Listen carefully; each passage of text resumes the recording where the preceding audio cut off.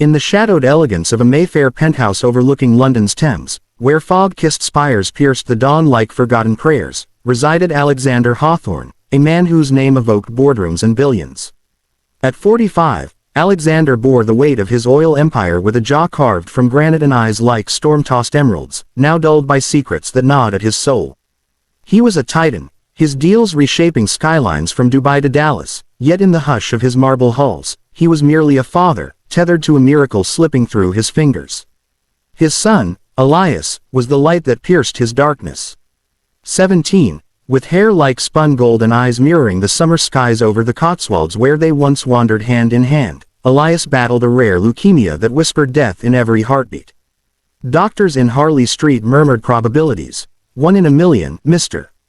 Hawthorne. But for Alexander, odds were illusions to be shattered with gold. He vowed to his reflection in the gilded mirror, "I'll buy the stars if it saves him." And so, his fortune began its silent hemorrhage, drip by inexorable drip. It started with Europe's finest clinics. Private jets ferried them to Zurich, where alpine vistas mocked their despair, and gene therapists toiled like alchemists over elixirs unproven. Each flight, each vial, each vigil cost millions, suites with silk sheets, specialists poached from Oxford labs, trials that bent regulations like reeds in wind. "Father, why squander it all?" Elias would whisper, his voice a fragile thread amid the beeps of monitors, his hand cool in Alexander's grasp. "I don't want you broken for my sake." Alexander would brush golden curls from his brow, voice steady as steel. "You are my horizon, Elias. For you, I'd eclipse the sun."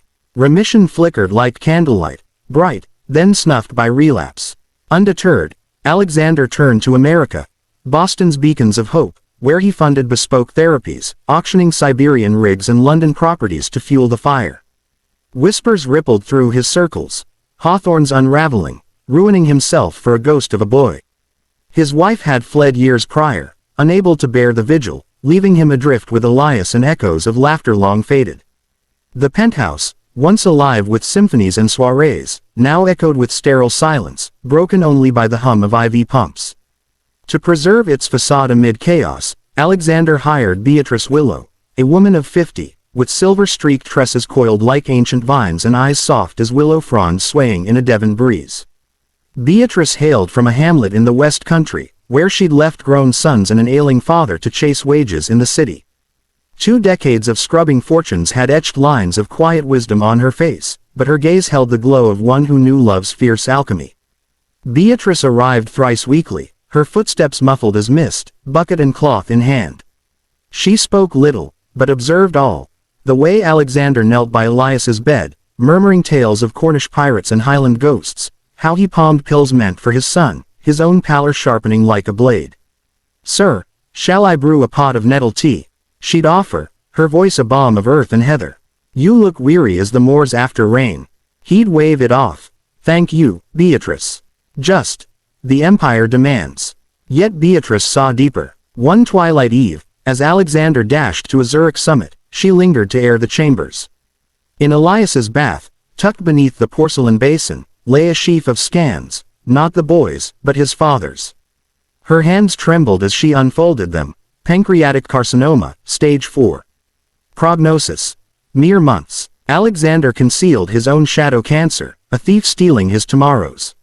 He liquidated legacies not solely for Elias, but to forge a legacy of life beyond his grave, every pound a desperate stitch in time's unraveling tapestry. "Oh, you poor wanderer," Beatrice breathed, clutching the papers to her breast like a forbidden rosary. Bearing twin burdens alone, she held the truth close, a sacred ember. Instead, she wove quiet spells. The next dawn, she bore elderberry cordial from her sister's farm, for the lad's vigor, "But sip it yourself, sir.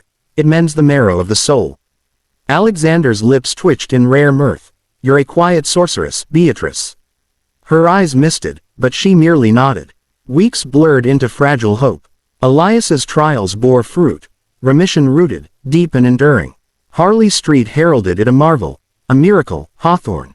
Father and son embraced amid laughter that chased shadows from the penthouse, a symphony reborn. But Beatrice knew the undercurrent. She glimpsed Alexander's crimson coughs into linen, the will scrawled in midnight ink, bequeathing realms to Elias, from Arctic wells to this Thames-viewed eyrie. One tempest-lashed night, thunder rattling the panes like judgment's drum, Beatrice kept vigil. Alexander stirred from fevered slumber, descending to the kitchen where she waited with chamomile steam and a volume of Bronte's Whispers. "Beatrice, you tarry," he rasped, surprise etching his features.